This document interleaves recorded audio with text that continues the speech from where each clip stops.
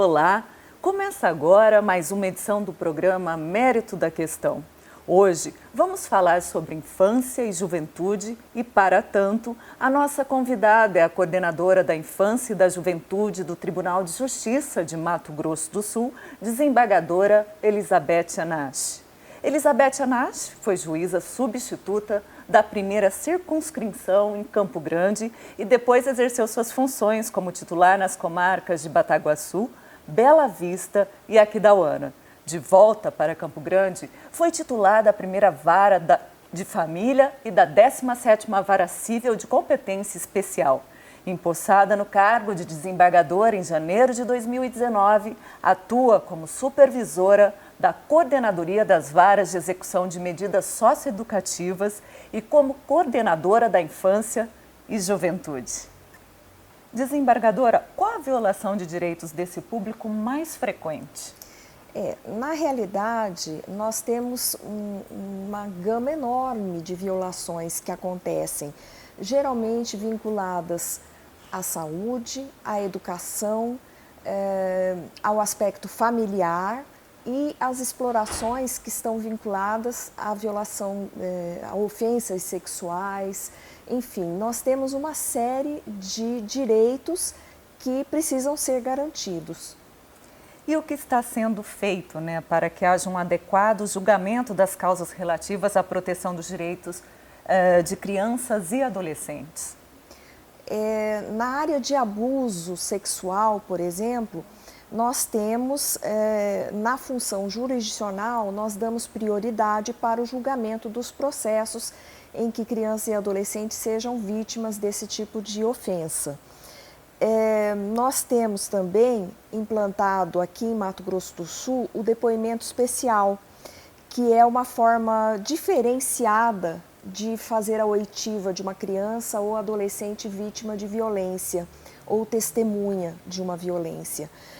Então, nós implantamos o depoimento especial em todas as comarcas aqui do estado, treinamos os entrevistadores, colocamos equipamentos e estamos fazendo a oitiva diferenciada nesses casos de violência, tudo isso para facilitar a apuração. E quais são os cuidados que envolvem esse depoimento especial? Que cuidados vocês tiveram, para que eles possam falar, enfim, serem ouvidos? O depoimento especial, ele segue um protocolo, é um protocolo nacional. Então, da mesma forma como é feito aqui, tem que ser feito em São Paulo, no Rio Grande do Norte, no Rio Grande do Sul. Como que faz? Existe um entrevistador, que é geralmente um assistente social, psicólogo ou um analista judiciário com preparo, com treinamento específico para abordar de forma que a criança ou adolescente não seja novamente vitimizado. Esse depoimento é feito numa sala separada, num ambiente separado, sem a presença de outras pessoas. E ao prestar o depoimento, a criança ou o adolescente, enquanto conversa com essa pessoa, ele é ouvido e assistido por uma câmera de vídeo na sala, no gabinete do magistrado, junto com o promotor, defensor, advogado, enfim, as pessoas que têm que acompanhar esse depoimento. Depois que é colhido feita toda a oitiva, se ainda houver necessidade de mais algum esclarecimento, o entrevistador tem um ponto eletrônico com o qual ele se comunica com o juiz e aí ele pede mais esclarecimento se for necessário. Mas é um depoimento em que a criança ou adolescente fica num espaço que a deixa mais à vontade, que não a coloca numa situação em sofrer novamente ou ser vitimizado novamente. E os resultados têm sido positivos? Sim, os resultados são positivos. Nós temos feito pesquisas em cada depoimento especial que é feito aqui no estado. Nós fazemos uma pesquisa posterior para saber se a criança, o adolescente ou o responsável legal sentiu que algo poderia ser melhorado, se algo não foi bom, nós fazemos uma avaliação. E também existe um trabalho na Coordenadoria da Infância, que é uma supervisão desses depoimentos. é acompanhado o trabalho do entrevistador para ver se precisa fazer algum ajuste no protocolo, para ver se precisa de um novo treinamento. Enfim, é esse tipo de trabalho que tem sido feito. Bacana. E como está sendo a resposta para os atos infracionais praticados pelos adolescentes, sem que isso seja um reforço de exclusão e marginalidade, né? Olha, a questão do ato infracional, ela é muito complexa, né? Primeiro, porque nenhum ato infracional, nenhum adolescente pratica um ato infracional do nada. Tudo tem uma história, tudo tem uma origem. Por isso é que a gente tem que avaliar que a própria Constituição diz que é dever da família, da sociedade e do Estado, com prioridade absoluta, dar segurança aos direitos e garantias da criança e do adolescente. Então, a partir do momento em que nós temos uma criança que tem alguma violação de direitos, sofre violência doméstica, violência familiar, está fora da escola, tem problemas econômicos, enfim, sofre algum tipo de privação, às vezes até do básico, do alimento, da saúde, né? Principalmente numa época dessa de pandemia, nós estamos enfrentando situações muito adversas. Então, nesse contexto todo, nós temos uma probabilidade de envolvimento, se não houver uma correção de rumo, de envolvimento no ato infracional.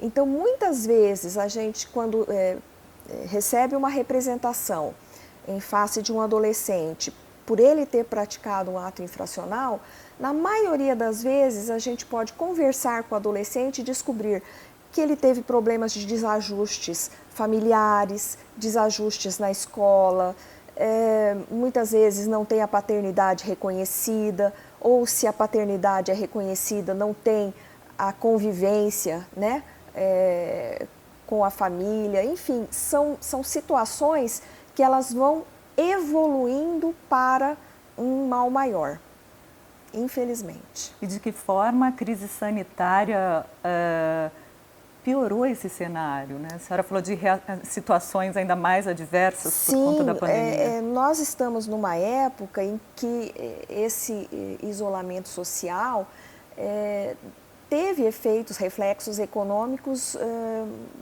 importantes, né?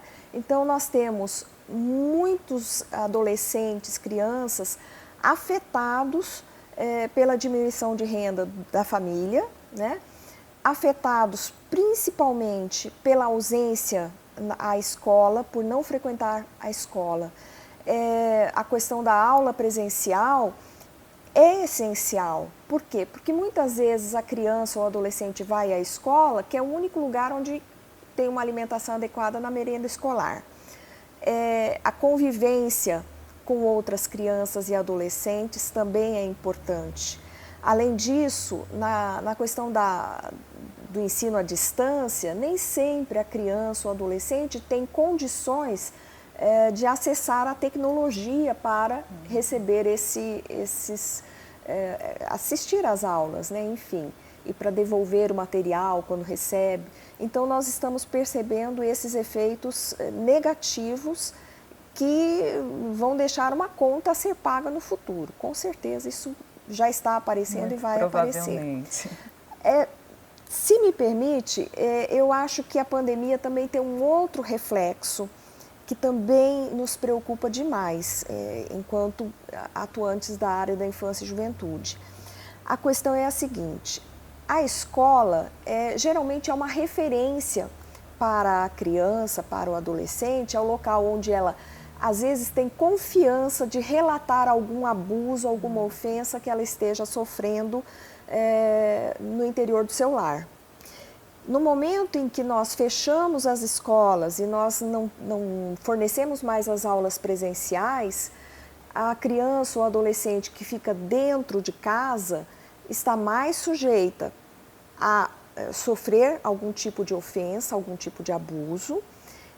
Muitas vezes o ofensor está dentro de casa, e nós sabemos que na maioria das vezes o autor de uma ofensa, de um abuso sexual, geralmente é alguém da família ou próximo dela, que tem acesso à vítima, e sem poder contar com alguém da sua confiança na escola, onde geralmente a criança se abre mais, nós estamos enfrentando muitos casos subnotificados. Mais uma coisa para ser vencida, né? Quem recebe, quem aplica as medidas socioeducativas e quais os objetivos dessas medidas? A medida socioeducativa ela é diferente da pena, né? Se um adulto, se um maior de 18 anos comete um crime, uma infração penal, ele está sujeito ao Código Penal e ele sofre uma pena que pode ser, às vezes, privativa de liberdade ou substitutiva dessa pena privativa de liberdade, né? No caso de adolescente, ou seja, do adolescente acima de 12 até completar os 18 anos, se ele comete algum ato que é análogo a um crime, a uma infração penal, o adolescente ele não comete um crime, ele comete um ato infracional análogo. Ele está sujeito às sanções do Estatuto da Criança e do Adolescente, que prevê medidas específicas, apropriadas para tentar corrigir os rumos em que aquele adolescente se encontra. Então, quem aplica essa medida e quem está sujeito? Então, quem está sujeito a essa medida são os adolescentes que estejam em conflito com a lei pela prática de um ato infracional análogo a um crime. E quem aplica? Geralmente, quando ocorre um ato infracional, nesses casos, é feito um registro de ocorrência policial. Se não há flagrante, isso é reduzido a termo e é enviado para o Juízo da Infância e Juventude. Existe a possibilidade, nos casos menos graves, nos casos mais simples, às vezes uma briga sem maiores consequências, um pequeno furto, alguma coisa semelhante, o próprio promotor da área da infância e juventude, ele concede uma medida chamada remissão. A remissão é uma segunda chance, chama a família, chama o adolescente, conversa, descobre o que está acontecendo, o que é possível fazer para que aquilo não se repita. Nos casos de maior gravidade, o promotor de justiça representa, ou seja, ele pede a abertura de um processo judicial em que o juiz, após dar a ampla defesa, o contraditório, ouvir as testemunhas, coletar todas as provas necessárias, ele decide se é o caso de aplicar uma medida socioeducativa, que seria essa pena, vamos dizer assim, para a correção dos rumos, né? E que tipo de medida é aplicável. Quais seriam elas? Tem algumas para serem citadas? Sim. O Estatuto da Criança e do Adolescente, ele prevê uma série de medidas socioeducativas que podem ser privativas da liberdade e as não privativas de liberdade. Então, como que o juiz decide se um caso exige internação, por exemplo, numa UNEI, numa unidade de internação? Depende da gravidade do caso ou da reiteração infracional do adolescente. Se não há um caso de menor gravidade ou um caso, por exemplo, nós temos visto casos que não envolvem violência, né? Um pequeno tráfico, alguma coisa nesse sentido, o juiz opta por uma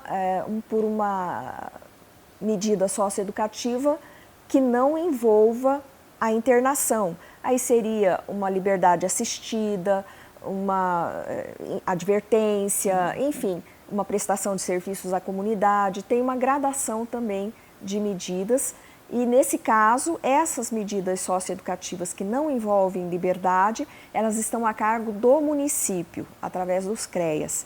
E as medidas que envolvem restrição da liberdade, elas estão a cargo do Estado. O Estado é que administra as UNEIs. Aqui em Mato Grosso do Sul, qual tem sido a maior frequência? Mais em meio aberto, as medidas socioeducativas? Que balanço, que análise que a senhora tem? Sim, evidentemente nós temos um número menor de casos tão graves a ponto de exigir a internação. Eu tenho aqui a lista de unidades de internação na capital e no estado, e nós temos um total hoje de 211 adolescentes, 120 no interior, 91 na capital. Então hoje nós temos esse quantitativo de adolescentes internados. Quais são os casos aqui? Geralmente casos envolvendo violência, roubo, homicídio, atos infracionais análogos a roubo, a homicídio, ou reiteração, reiterados tráficos, reiterados, às vezes tem um furto, depois foi adiante, cometeu um roubo, enfim, uma sequência. É lógico que é muito difícil o juiz de imediato aplicar a internação, se o caso não for tão grave assim. É preciso dar uma segunda oportunidade, é preciso tentar que não seja necessária a internação. No próximo bloco, saiba como o Estado vem combatendo a exploração sexual de crianças e adolescentes. Não saia daí que o programa Mérito da Questão volta já. Quando as peças nem sempre se encaixam, o melhor é vamos fazer um acordo. Mediação e conciliação são muito mais rápidas e práticas. Evite demandas e procure o Sejusc mais próximo ou uma câmara privada. Obtenha logo uma solução pró-processual homologada por um juiz. Saiba mais em www.tjms.jus.br/conciliação. Tribunal de Justiça, Poder Judiciário de Mato Grosso do Sul. Estamos de volta com o Mérito da Questão, que discute hoje como a Justiça vem trabalhando para melhorar a prestação jurisdicional na área infanto-juvenil. Desembargadora, o que se busca com a internação e quais têm sido os seus efeitos, né? Na realidade, a internação, embora seja vista como algo muito ruim para o adolescente, né? Afinal de contas ele fica isolado do convívio com outras, né? Com a sociedade, com a sua família, né? O que em princípio não é a melhor solução. Nós temos que buscar sempre a aplicação de uma série de medidas que propiciem a ressocialização desse adolescente. Nós temos que propiciar um atendimento multidisciplinar. Vamos ver como que está a saúde desse adolescente. Ele precisa de um atendimento psicoterápico, ele está com problemas de dependência química, como que nós podemos tratá-lo? Só tem cárie na boca e os dentes estão lá tão maltratados, vamos fazer um atendimento odontológico. Tem o ensino que não pode ficar para trás, as aulas são fornecidas dentro da unidade de internação. Quando a medida socioeducativa é bem aplicada, quando o Estado cumpre a sua obrigação de aplicar bem essa medida socioeducativa, o resultado é positivo. Nós temos um estudo feito pela PUC Minas há cerca de 3 anos, mais ou menos, em que foi feita uma estatística de todos os adolescentes na última década que entraram no sistema socioeducativo e receberam a medida de internação os reflexos. O número de a reincidência caiu sobremaneira. Então, quando bem aplicada a medida socioeducativa, o reflexo é a queda da reincidência. Desembargadora, como o Mato Grosso do Sul, aí falando da ação do Estado, né, vem combatendo a exploração sexual? A exploração sexual, ela pode ser combatida por várias formas. Primeiro, de uma forma repressiva, através das forças de segurança, da polícia, né, que investiga os casos de pedofilia, enfim, recebe as denúncias e promove a persecução penal. E, por outro lado, nós temos a prevenção que é possível fazer também. Nós temos procurado fazer uma série de campanhas para esclarecer as crianças e os adolescentes a respeito dos riscos que podem correr.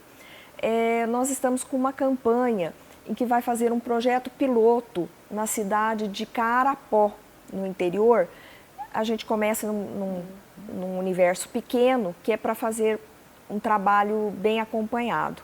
E nós vamos distribuir material didático, nós vamos fazer treinamento de professores de todas as escolas da rede pública de Carapó, num trabalho em conjunto com o judiciário local, né? E nós vamos tentar fazer com que esses professores, esses educadores, tenham um treinamento maior para identificar os casos de abuso. E qual que é a expectativa disso se espalhar para o restante do estado? Né? Sim, esse é um projeto piloto. Justamente nós vamos começar em municípios menores e na medida em que nós tivermos as parcerias com os municípios maiores e também a colaboração, porque nós precisamos ter a autorização, né, para entrar nessas escolas, para treinar esses educadores, né? Então nós vamos expandir esse projeto. Tá certo. Desembargadora, o que alimenta, assim, na verdade, qual o cenário, né, da cultura da violência na juventude? Como eu falei no começo, eu acredito que esse é um círculo vicioso.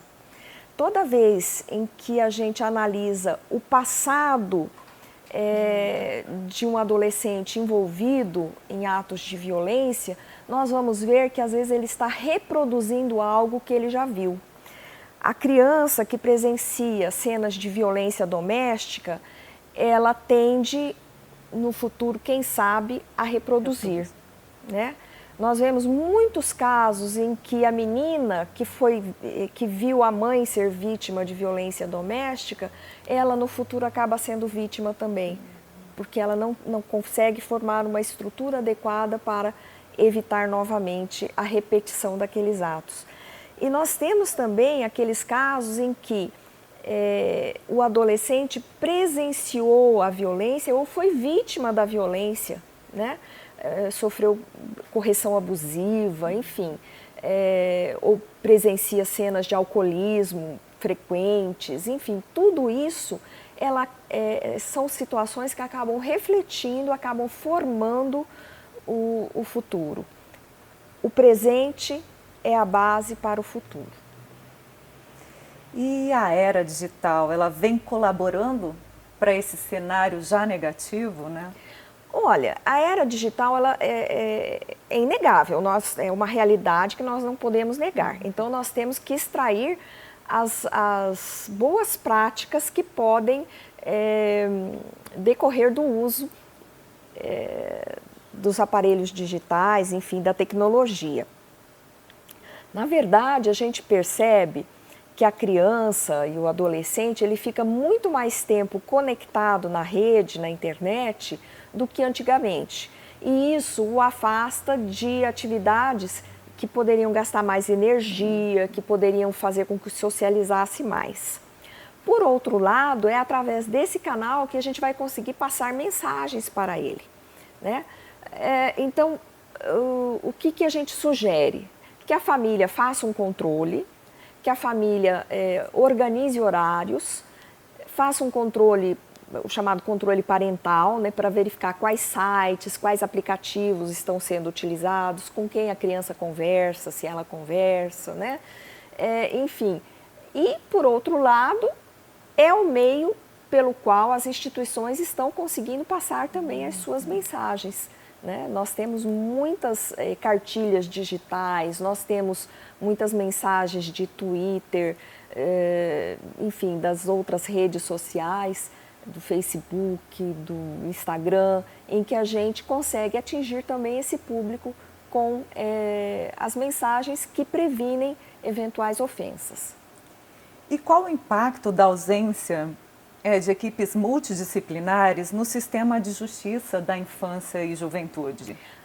Na verdade, nós não temos uma ausência de equipes multidisciplinares. Nós temos equipes multidisciplinares formadas por psicólogos, assistentes sociais, mas talvez não em número suficiente para a demanda que nós temos hoje. Então, e às vezes, se em uma comarca não tem a equipe formada, pode-se usar a equipe da circunscrição, das comarcas mais próximas.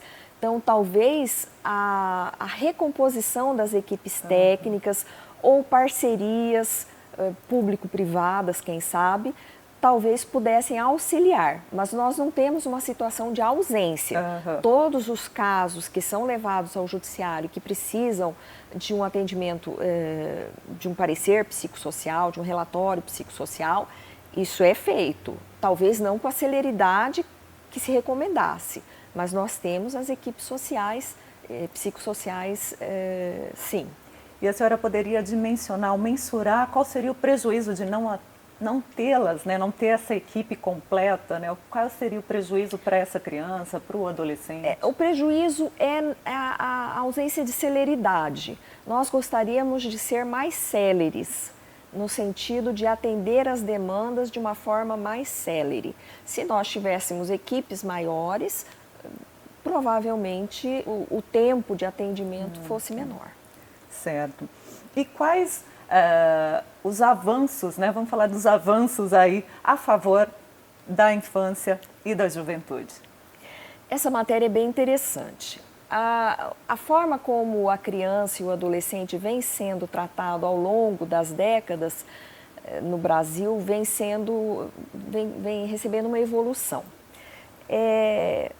Com a Constituição de 88, a criança passou a ser sujeito de direito, ou seja, não deixou de ser um objeto, deixou de viver sobre o pátrio poder e passou ao poder familiar, que é algo diferente, é algo mais visto pela responsabilidade, pelos cuidados com a criança, com o adolescente. E, a partir de então, uma série de direitos e garantias foram assegurados. E digo mais, com prioridade absoluta. Essa é a questão. A prioridade absoluta que tem que ser assegurada à criança e ao adolescente. E a partir do momento em que sobreveio a Constituição Federal com esse novo paradigma, vieram o Estatuto da Criança e do Adolescente e uma série de outras leis ao longo dos anos que foram aperfeiçoando o nosso sistema jurídico. Então, nós temos a legislação do depoimento especial, a lei que trata da primeira infância, que, na minha opinião, é a mais importante de todas. Enfim, nós estamos tendo um aperfeiçoamento do nosso sistema jurídico ao longo dos anos. E falando, né, para finalizar, falando desse sistema e não deixando ele só numa condição de julgador, qual que é o papel social da justiça, desembargadora? Pois é, justamente na questão, se nós formos analisar o sistema tripartite do Estado brasileiro, nós temos o poder judiciário, a função judiciária, na função de julgador, né? Para exercer a jurisdição, para prestar a jurisdição, ou seja, resolver os problemas que são levados ao judiciário em um processo, né? Quer resolver o problema de A contra B, a ação penal que o Ministério Público instaurou, enfim. No entanto, até por força de atribuições que a Constituição Federal outorgou ao Judiciário, existe uma necessidade de reequilibrar forças, de restabelecer forças, que muitas vezes é o Judiciário que tem que interferir, né? Muitos chamam isso de ativismo judiciário, mas isso, na verdade, dependendo da situação, nós podemos ver que se trata de um reequilíbrio de forças que só através do judiciário que é possível fazer. Obrigada, desembargadora, pela participação e pelos esclarecimentos. O programa de hoje fica por aqui. No próximo Mérito da Questão, que é uma realização do Legislativo e Judiciário estaduais, o tema será a violência doméstica e as consequências do isolamento. Até lá!